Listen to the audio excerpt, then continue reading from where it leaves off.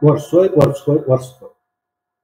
Это не является какой-то узкой территорией у нас с запада на восток, вплоть до Ножевецкого района, там, где лесистые горы, они называют что? Шотлой, шутяшка. В 19 веке, когда они говорят, мы Орской, мы Шотлой. В 19 веке, вот, например, это, по-моему, у кого-то фольклористов записано в предании, например, жители Ножевецкого района, Веденский округ, они говорят, они Нохчмахкой, и они Орской, потому что в лесистых горах. И вот эти выходцы из ближайших гор, они дали название Орсоймах. Естественно, переводчики в основном кумыки, тюркоязычные, а в тюркских языках Орсой это близко к Урус, русский.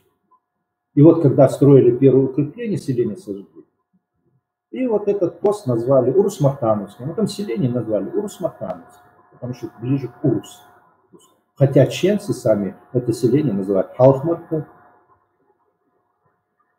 Эхмар, Аштоймар. Сами старики у нас всегда, кстати, вот это русы.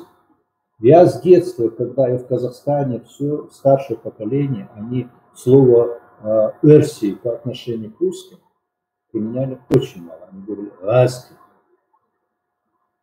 «азак», если диалект, «азка».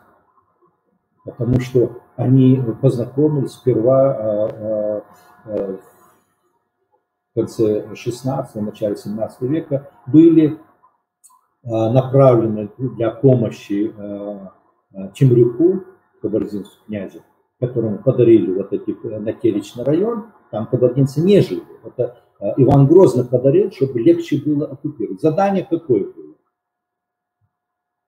Чтобы Темрюк местных насельников подчинил себе, потому что Темрюк тесть Ивана Грозного, и чтобы эти территории он заселил лояльным населением. Кто лояльный? Кабардинец, кумык, чеченец, вот кто будет выполнять волю, платить волю, вот им их заселяли.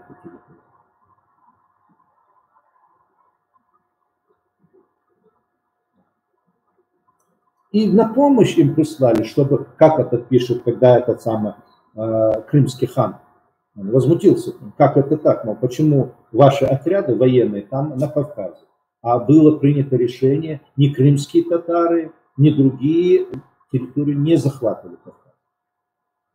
И Иван Грозный в документах, кстати, опубликован, Иван Грозный, как там он говорит? Да нет, это Темрюк. Это его холопы отказались его слушать, и астраханский там воевода, он послал, там, добровольцев послал в свободное время, чтобы они там, его холопы заставил слушаться Темрюка. Это я не имею отношения. И вот целые легенды раздули, вот, казаки поселились еще до Ивана Грозного, вот, они жили чуть ли не до Черных гор, и название у них возникло гребенские казаки от того, что они жили за тереком греков. Да нет, скорее всего, они уже пришли как гребенские казаки на терек, эти отряды. Потому что, когда захватили Астрахань, особенно большую роль сыграли гребенские казаки.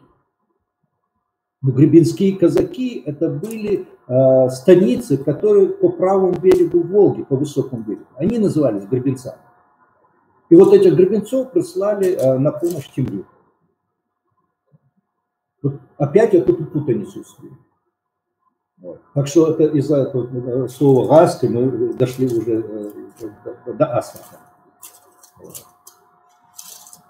Дальше, например, раз мы сказали о Гаске, Эрси уже очень сильно распространилась в советское время, когда школы открыли. Потому что создатели учебников, вот, видимо, им сказали сверху, что это неприлично просто называть Гаской, называйте Эрси, урусы, потому что и тюркоязычные татары они называют урусы. И в учебниках везде в литературе начали вводить Эрси.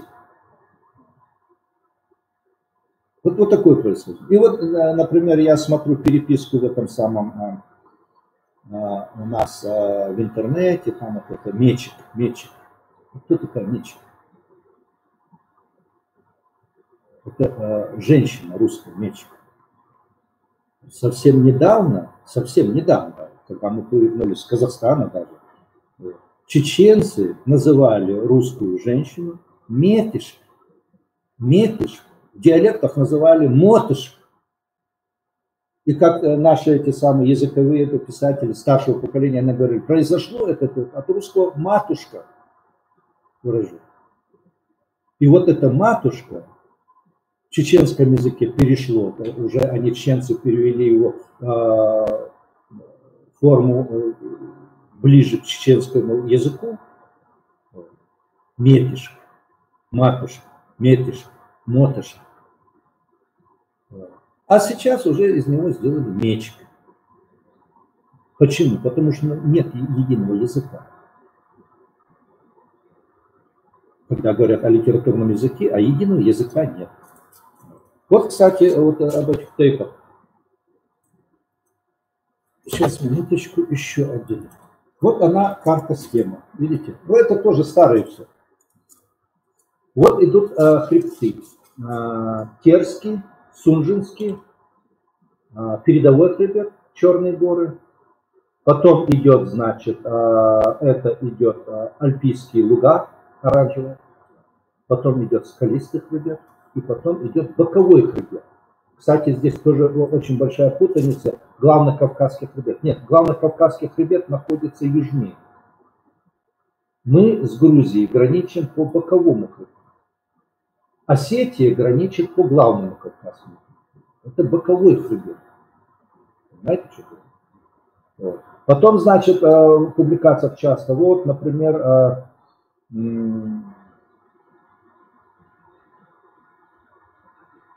акинцы, там вот это, вот, они на границе с Грузией. Граница Грузии здесь. Понимаете? А где находится Эпка? Эпка находится вот здесь. То есть между Эхтильцами и Грузией находится Кей, Эрлой, с другой стороны Мялри, и еще Майсу. Вот эта территория. Территория какая? Теркис, это значит Теркрав, Сельжрав. Вот эта долина между хребтами, это Чуртовы, внутренняя долина. Потом идет вот эта Чуэ, долина, которую называют там Чеченская наклона равнина. Это Чуэ. Листистый хребет, это Арц, Арч-Верш. Потом идут Альпийские луга и вот этот самый скалистый хребет, это уже Лямеш, высокогорье. Вот это делей. Теркиста Ашверши, Чуаха Ашверши, Чуаха. Арцхуаи, Ламру. Это чисто географические названия. Основные наши тейпы сложились в районе вот этого самого выше лесистого хребта, это самое Арси. Вот. Именно Альпийские луга и высокогорные. Вот это стабильные тейпы. Какие? Мялги, Кей, Эрлой, Майстой, Бишни, Чемпи, Хачрой, Дзумсой, Чинхой. И дальше идет уже по левому берегу это Гухой, Мулхой, Тунсой. Тунсой уже маленькая часть. Нихлой это тоже 1-2 селения. И Шотой уже, это поздние тейпы, они идут тоже по 1-2 селения. И на выход на равнину идут кто? Варандой, Ваштарой. Но самые основные тейпы, которые сложились в древности, это тейпы, которые находятся выше скалистых гор и альпийских лугов. И остальные тейпы, которые находятся ближе к равнине, среди них в формировании участвовали выходцы высокогорья. Потом некоторые заявляют, что вот наш тейп произошел от грузин. Нет, дело в том, что не от грузин.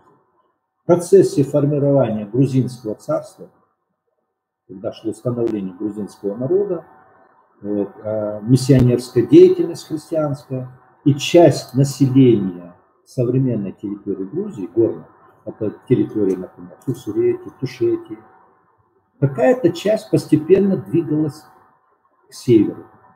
И это не только из-за миссионерской деятельности, потому что был недостаток земли.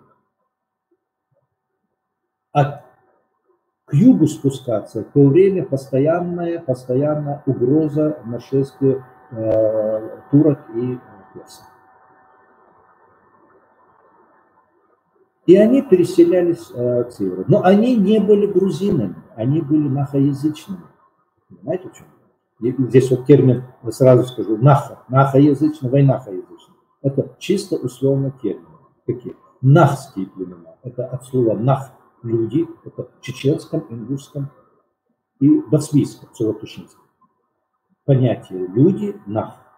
Поэтому, когда ученые работали, чтобы различить языки, они сдали название нахские языки, подразумевая 3 языка. Войнахские. Это у нас нарицательное словосочетание. Войнех. Мы всегда говорили войнех, мохти, войнех, мохти, войнех, лилки. И это говорят и чеченцы, и ингуши. Но это не является именем собственным или названием народа. Это словосочетание, означающее близость этих людей, войнех. И вот тогда термин лингвисты, они сделали войнахские языки. Войнахские, это значит чечено-ингушские, в отличие от нахских 3 языков. Вот он термин. Поэтому вот это население, часть оно грузинизировалось. Вот как, например, на территории Горной Грузии, там, когда спрашиваешь у стариков, например, в Уссуройте, вот это лично я бывал и спрашивал, вот, они говорят, что у них даже до выселения старики, они говорили на чеченском языке. Они контактировали майской, Хилдиагрой, вот, в Аргунском ущелье, постоянно у них были отношения. Вот, старики еще помнили чеченский язык, вот, и они считали, мы одной кровью. Они приняли христианство, христианство пропагандировалось или проникало на грузинском языке, церковный язык. Вот. Естественно, они переходили на грузинский язык. Часть людей какая-то, она уходила к северу. Поэтому генетическое родство между современными грузинами и современными чеченцами ингушами, это, если ДНК-анализы уже подтверждает, что это вопрос, в смысле, который не требует каких-то лишних доказательств. Что они родственные. Поэтому не тейпы произошли оттуда, а здесь речь идет о том, что были миграции, постоянные миграции с юга на север.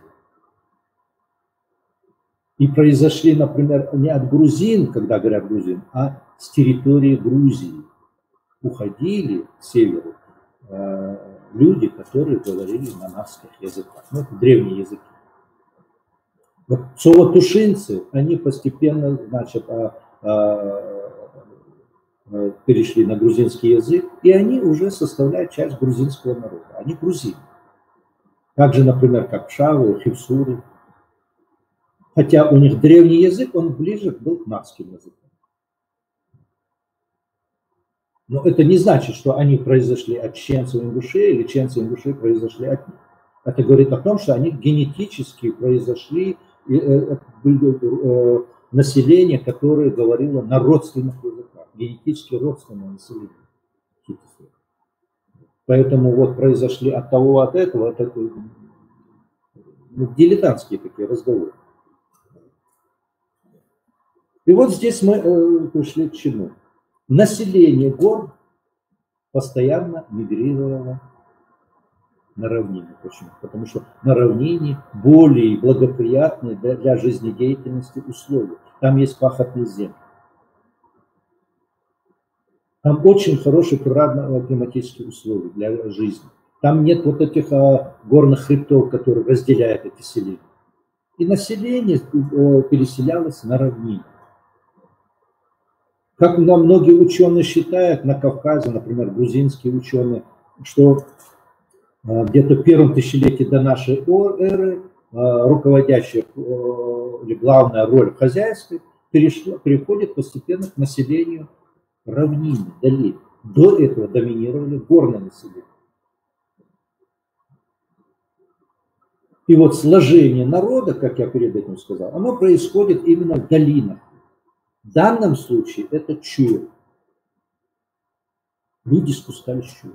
Поэтому говорим, люди чуя, люди внутренние территории. Чуя это, что у нас, вот сейчас мы говорим, чуя, комната.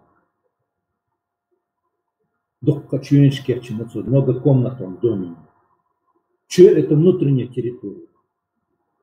Чуя это территория с какими-то обозначенными границами. Там, хребты, там еще условно географические границы. Чуя. Внутренне. Ара – это за пределами чуя.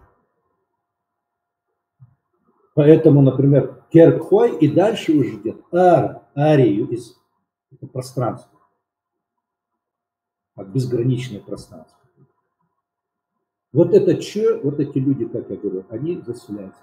Мичбел, чуя, то есть переселяются чуя. Мичару, чуя-чару. Из чуя. Меттекую, чуя-чару. Чуя-чар, чуя-ч. Чуя внутреннее, суффикс место. Нах мичбел, чуя, хамичашу, чуя-ашу. И вот здесь идет уже, здесь, например, мне старается объяснить на основе современного там, литературного языка. Ну, возьмите нах. Диахарч нахая жада. Диалект. Диахарч нахая жада. Нахаич. Что это? Людей территории, место. Нахаич выдач. Кстати, у Сулейманова там у него топоним говорит Нахайчем. Н стоит. Нахайчу. Людей территории. Это территория не Чинхуа, не Гендергной, там, не Мяули, а это территория людей. Это общая территория. Чуечен ара. Чуечен ара получается, когда русские появились на Кавказе, значит, Чуечен ара, и они сделали карту. Чеченская равнина. Внутренняя. А кумыки сделали перевод, это значит Ичерия, Ичкерия. Сейчас это название сохранилось в восточной части, на одной небольшой части. Хотя для кумыков Чуечен, внутренняя Ичкерия, это была территория к западу от Качкалы. Поэтому даже на картах, вот сейчас у меня под рукой нет, там, значит, идет название Ичари-Мычкис. Внутренними, какие это внутренние мечкизы? Эти внутренние мечкизы, они идут между Ассой и Качкалы, там написано. Ичари-Мычкиз. И это Ичари, опять же, калька с Чуечена. От этого Чуя. И Чуя это войнавское слово. Чуя. Ну, говорят Чу, а сейчас литературном это Чуя. Чуя. Чуечен аулеш, чуечен юрч. Это внутренние территории селений. Например, Чечен-аул, как по-русски говорят, и этих Чечен-аулов было несколько в 18 веке. Кстати, один из этих Чечен-аулов находился в районе, где сейчас базар стоит в Грозном, Красомолот завод. Его сожгли, когда строили крепость Грозный, там 20 чем-то населенных пунктов. Ну, вместо того, чтобы разобраться, и вдруг появляется, вот, Чечена, это была женщина Чеча, а Чеча была дочерью Шамхала Таркинского, Тарковского.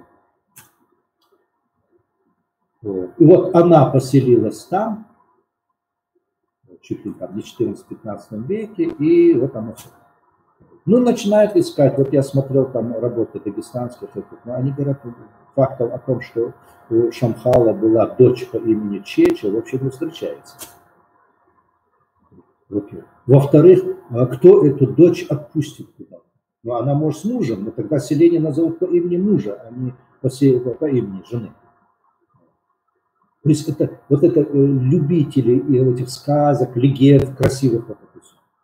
Единственное, где встречает Чечен? Он встречается, например, в документах Монгольской империи, персидских источников, других. Потому что Чечен, у них есть слово, означающее красноречивый, умеющий красиво говорить араб. И это была приставка к имени. Например, как у советника Чингисхана, сейчас я его забыл имя, у него приставка была Чечен. Понимаете, в чем дело? И тот чечен связывают с этим чеченом, но это очень большая натяжка. И появляется Нахайчу, Милу, Нахайчу, Нахчу, а выпадает. Ну, героическое придумать, там, вот, знаете, вот, это имя такого-то, или там они были такие. Люди в то время, они не думали о таких именах, там, названиях, самоназваниях, вот мы красивые, мы гордые. Нет. Они давали название, то, что им близко, эти ориентиры, названия. Нахачу, то есть жители Чу. Но эти Нахачу, они когда в горах, они различаются. Чу, то есть Чанти, там все эти названия. А вот на равнине, они все жители Нахачу, это Чу. Жители. Поэтому общее название для всех выходцев из горных районов. Это нет отдельных. Вот и здесь появляются даже вот наши ученые, языковеды. Вот самоназвание чеченцев. Нохчу произошло от Нохчимак. Но если бы это произошло от Нохчимак, они бы Нохчмакой себя называли бы не Нохчмакой, они называли бы себя Нохчу. Нохчимак это вторично.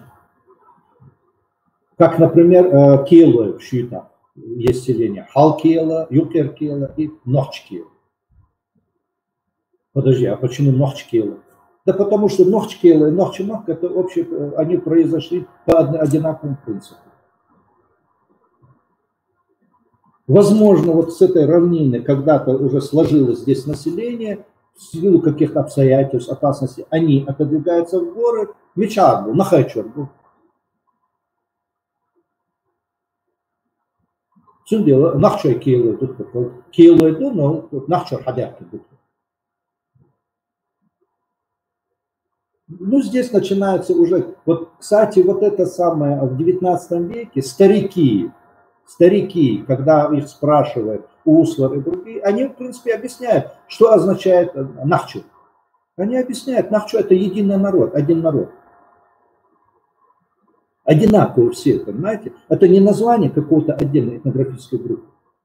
Названием народа не стало название там Шота, или название Галай, или название Чинко, а название Нах. Люди одной территории, люди одной единой внутренней территории. Вот это название. Ну и надо же думать, вот этот самый, первый этот самый русские исследователи, они пишут, как чеченцы говорят, и вдруг появляется Лаудаев. Лаудаев офицер русской армии, который заслуги все имел от того, что он воевал на стороне России, чтобы закабалить Чечню. И ему надо выслужиться. И вот он пишет, там, этнограф Лаудаев. Нет, он офицер Лаудаев, он подал прошение, чтобы ему выделили землю за то, что он служил. И ему, видимо, намек дали, он решил выслужиться. И он в этой книге, он пишет некоторые вещи, которые, например, не пишут там другие авторы русские. Чечня с древнейших времен, ею владела Россия. Чеченцы поселились на равнине по разрушению русских властей. Вот это высасывает. О том, что русские жили на Чеченской равнине, говорит поговорка.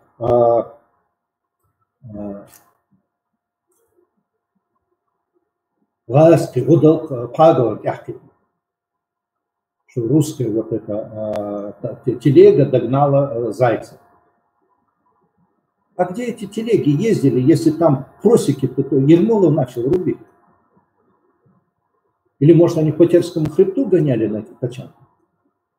Нет, и вот тут ему надо было еще раз оригинальничать. И он пишет, вот, ша ягар нахчо махмахоев. Нахчмахоев, чарну.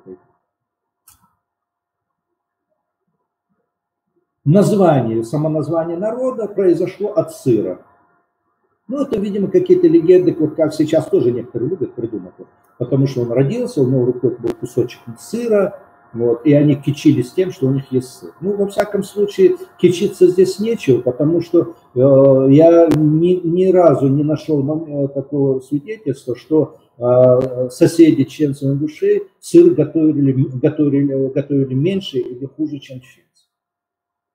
Во всяком случае, сыры, очень известные сыры, и осетинские, и кабардинские, и дагестанские, и грузинские. То есть у них хозяйственный культурный тип был одинаковый.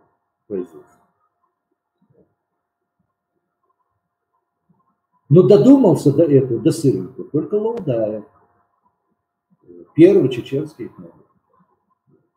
Потом появляются другие, например, появляется такое, ну то, что название чеченцев произошло, самоназвание от сыра, но это несерьезно. Вот. Но скорее всего, конечно, прав Дешериев, потому что он считает, что самоназвание чеченцев произошло от нашха. То есть сыр не подходит, но нашха подходит. Потому что в чеченском языке случаи перестановки согласных, они встречаются.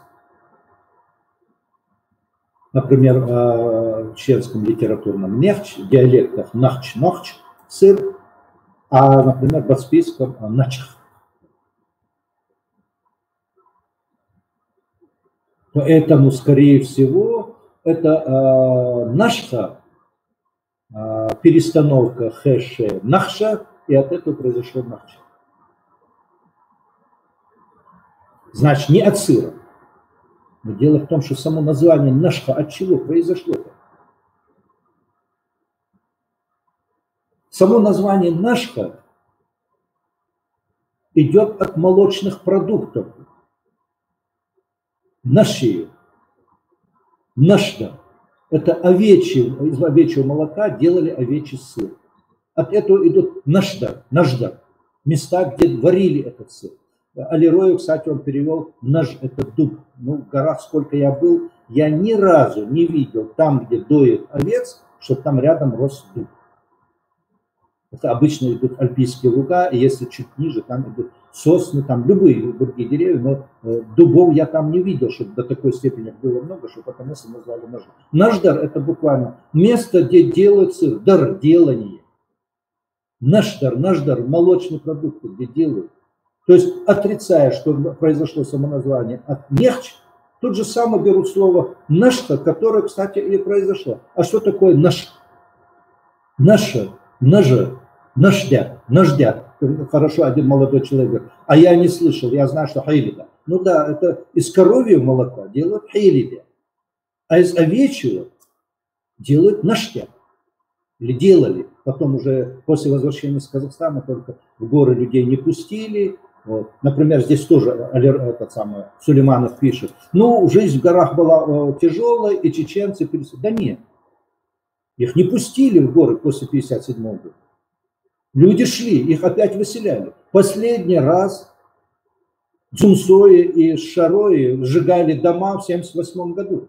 В 1978 году там старики выехали, приехала милиция, солдаты МВД и сожгли эти дома. И самое интересное, как свидетельствовал старик, который там жил, офицер русский, который командовал вот этим солдатами, когда сказали, что надо сжечь дома, он сказал, не, я солдатам это не могу сказать. И дома поджигали чеченские милиционеры. Чеченцев, чеченские милиционеры поджигали. И этот старик, он мне рассказывал, вот, и когда, говорит, гнали под дождем из Шароя до Аргуна, коровы пропали, овцы пропали, исчезли у него. А оказывается, в это время уже разрешение, но власти это скрыли, что разрешают людям выезжать и заниматься вот этим скотоводством. Джумсуи тоже вот так же сожгли. Об этом мне рассказывал, например, этот Махмуд, он жил в Джумсуе, Исмаил Таль. Как подожгли дом, все, у него еще мать, старушка была, он сам старик. Как же сжигали. Ну, последний раз в 2001 году, по-моему, приехали там на вертолетах, подожгли дом, все, и Махмуда с его женой, этих стариков, бросили в огонь и тоже сожгли. Мухади повезло, Мухади за 100 с чем-то лет было, но его или рядом не было, или что, его не бросили. Но у него сына увели. И так он до самой смерти ничего не узнал. Махмуда и его жены увели сына и внука, Ваха и вот такой мальчик, лет 15. И тоже с концами так и что, во всяком случае, я не слышу, что они хотя бы нашли могилу.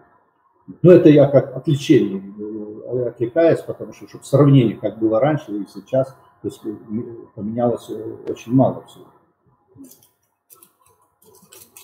Так что этих людей, они не сами переселились, их не пустили, их заселили в Наурский район Шелковской, их заселили в другие Суджинские, куда-то в другие районы, вот в Ингушетии не пустили. Да. Потому что они знали, что именно стержнем народа, что концентрирует этот народ, это собирает народ, его стимулирует, это горное население, там есть где горы. Там сохраняется и традиции, обычаи, и все. А если его оторвать от земли, пересечь на равнину, и оно потихоньку теряет и язык, и традиции, и обычаи. И таким путем, значит, диалекты, вся у нас лексика, корневая лексика, она вся потеряна. Сейчас вот появляется это самое словари, пишем, словари должны писать специалисты. И начинают выдумать из пальца какие-то слова, выписывать. Так что вот так, вот, насчет этого нахчу, это мое мнение. Лично, сколько я читал литературы, собирал, смотрел. И вот эти фантазии, например, что самоназвание Нохчи, Нох – это имя пророка, Чи – это человек. Ну подождите, Чи – человек – это в дагестанском, аварском языке. Вы назовите мне народ, который называет себя, используя слова другого народа. Самоназвание. Это аварцы могли бы назвать Чи со своих. А что, у чеченцев не было своего слова, что человек или народ? Понимаете, это неубедительно. Вот это. Тем более, этот термин появляется очень давно. Во время язычества. А имя пророка Нох широкое распространение получает уже, когда население Чечни, оно полностью стало мусульманами. Но хочется громкого имени. Мы люди новые. Но не бывает же так. Ну, поймите правильно. Это могут какие-то, знаете, когда уже ранее государственные отношения, какие-то князья, вот они выдумают такую легенду, что они произошли от там. То есть им нужно, чтобы перед другими вот этими князьями выделиться, что мы вот родословно ведем он от кого. Вот такие вопросы. Вот. Насчет Чинха, вот этот молодой человек, сейчас, конечно, найти очень тяжело, потому что Чинха населения не осталось, Джумсах тоже, те, которые знали бы имена, потому что этот вопрос можно было бы положительно решить до депортации 1944 года, когда сохранялись старики, которые знали имена, они знали, кто переселился на равнину, кто живет в Теречном районе, кто живет там в других местах.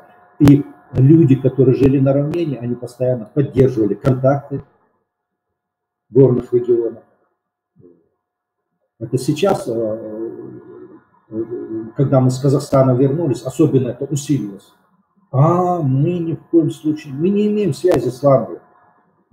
Ну, естественно, это особенно сильно дало. Во время Кавказской войны воевали с горцами.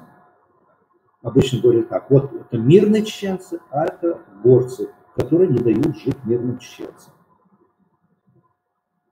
Потом появляются, значит, муллы, вот, ну, они в основном с Дагестана были, получали образование. Вот оно такое. Вот ламры, они не чистые мусульмане, а вот чеченцы, нахчу, они уже мусульмане чистые. А те, подумаешь, это те ламры, вот это даже буквально 90-е годы, может быть и сейчас применяется, особенно в Русматанском районе. Означает, что такое те ламры, вы знаете? То есть ламры, поклоняющие языческому богу Цу. То есть не мусульмане, их можно убивать, потому что это нечистые мусульмане. Вот это со всех сторон, вот это деление приводит к чему? Если бы не было бы влияния извне, такого разделения не было. Но это мы прекрасно знаем и в школе, и в русской литературе, везде, что когда хотят какой-то народ захватить, покорить, действовал принцип «разделяй и власть». Поэтому дробить этот народ на маленькие куски, противопоставлять их, и уже ясно, что этот народ будет послушным. Как я в прошлый раз говорил, вот это насчет земли, там, ингуш-чеченцев. Каждый чеченец и каждый ингуш, который уважает своих предков, он не будет на друг друга что-то говорить. Вот это сейчас вот в сети, это невозможно, вот это иногда бывает слушать. И они не думают о том, что они работают против себя. Потому что если сегодня раскололи ингушей и чеченцев, завтра что будет? Трудно расколоть ингушей между собой и чеченцев между собой? Что? Кстати, этот процесс начался, по Чечне я вижу, это уже идет. Нахчи, ламрой, вожи, и начинается вот эта дискуссия. А людей, которые хотят серьезно этим заниматься, этих людей, в принципе, я сейчас не вижу. Их, наверное, единицы есть. Я встречаю в интернете некоторые, которые действительно они беспокоятся, они переживают за свой народ. Есть, но их очень мало, и среди чеченцев, и ингушей, которые хотят прийти к действительным истине, понимаете, исторической истине. Потому что если мы сейчас с такой легкостью друг друга отталкиваем, завтра мы будем уже внутри друг друга раскалывать, потому что мы теряем какой-то стержень, который нам передали наши предки. Ну, я очень много наговорил. Если я что-то сказал не точно или кого-то задел, извините, но я постарался быть честным. И вопросы, вы знаете, я бы с удовольствием эти передачи вел бы постоянно, но последние 2 года у меня столько произошло, поэтому у меня состояние и психологическое. Так-то я себя чувствую физически не очень плохо, вот, ну и психологическое состояние не очень хорошее. Вот, поэтому извините, что я редко выхожу. Вот. Я знаю, что есть люди, которые с интересом слушают, которым интересно. Вот, и я подробнее остановился на некоторых вопросах. Кстати, вот от Тейпова я хотел подробно несколько передач сделать, вот именно учитывая весь материал, который у меня был, вот, чтобы люди немного знали об этих территориях. Вот. Кстати, вот насчет этого самого, там вопросы поднимают, чеченцы, не чеченцы, нахчу, не нахчу. Вот. Например, как это делалось? Я уже говорил об этом. В 1959 году Майстер, Мелхистер и, по-моему, часть Керла и Кей присоединили к Тианецкому округу. До 1917 года контактов не было. Они относились к Тианецкому округу, и они могли переселяться только на территорию Грузии, Ахметовский район. Дуиси, Джопола, Омала, Беркяне, вот эти все. Те, кто хотел переселиться из этих районов на равнину, их поселяли не в Чеченский округ, а в Сунжинский казачий отдел. Это Эршти, вот эти районы. Туда же были переселены после того, как изгнали со своей земли ингуши из пригородного района. Жители десятков селений, они были оттуда выселены, их лишили земли, их переселили в Сунжинский казачий отдел, там, под Назрань, и там, в район Ачалуки, вот эти места не очень плодородные, потому что сама территория пригородного района, она одна из самых плодороднейших земель. Очень богатая территория была. Но ее так и нормально и не использовали. Сейчас я не знаю, как состоит дело с этим глубоким слоем. Там чернозем до 60-70 сантиметров. Кстати, на Ченской наклонной равнине еще в 19 веке вот эта земля там до полуметра чернозем. Но когда полностью варварски вырубили все леса, вот эти наводнения и вот этот слой чернозема, реки сносили в Сунжу, те реки в Каспий. То есть картина была совсем другая. Вот эта вырубка лесов, она привела к этому. Ну, как я сказал, я бы с удовольствием вел бы эти передачи периодически, с каких-то, знаете, вот это интервалах, хотя бы одну передачу в неделю, но действительно у меня просто мое состояние, не всегда могу собраться с мыслями. Собирались мы сделать несколько передач о тейпах.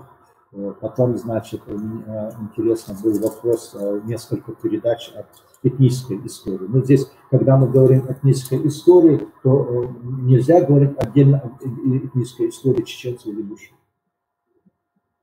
Или отдельно о чеченцах и ингушах. Потому что чем глубже мы уходим в историю, тем теснее все переплетено.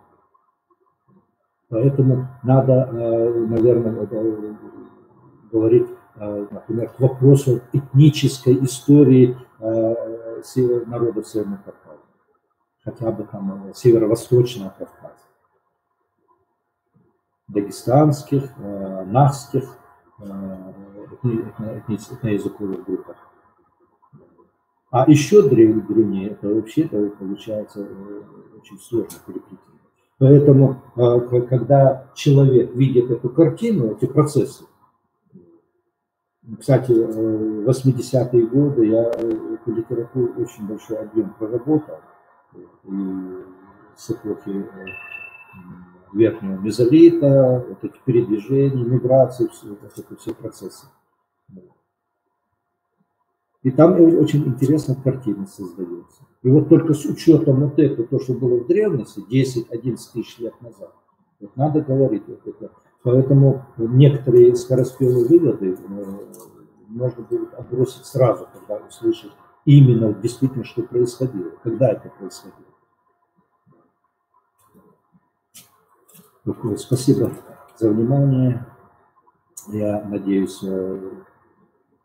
с моими товарищами постараемся периодически делать,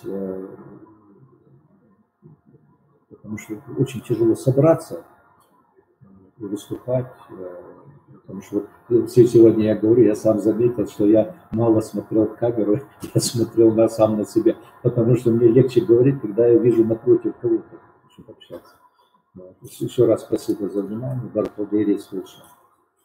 И массу аждаитам хаташна сжёгся давай, что вверх был перегол, мы дальше шли Булдина, Халфа, Вахка, Яздин, массу сжёг турды, а кечным больше главу, Марфи Бака, Вахка, Сингапун Галва, Сука Мецела, Диси, Шейх Хаташна, Сдаичту, Халфа Ликиска, Стобрейка, Кицам, Кечтендерса, Гребецкой казаки, Вожиговые, Чергзи, Материчный район, Пляцкий, Перкийский, Шмоцвятный, Чорнобы, и на суммах Ребертой Карафула, Мочива,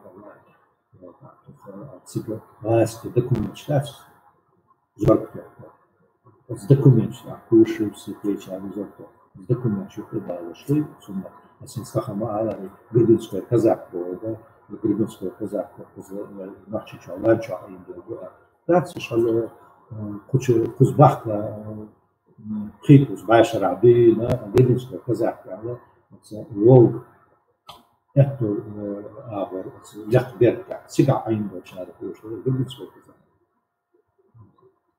И что дала насущно, ладоши, битвы, терзаемо, отзада, яц, карантин, что дала, массода, ладо, насущно,